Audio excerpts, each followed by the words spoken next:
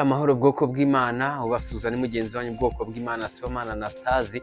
Yego mbashimiye cyane ko mudahwema kubana natwe kuri uyu murongo wa Irera TV1 tuganira kuri byinshi bigiye bitandukanye. Kuri uyu munsi rero yego turarebera hamwe nyirizina ese umuntu yiha Imana mu buhe buryo, ni gute umuntu yakwiha Imana nyirizina. Se abantu twumva cyangwa imbaga nyamwinshi cyangwa amatsinda avuga ngo bihaye Imana, ukuntu umuntu agomba kwiha Imana ni mu buhe buryo?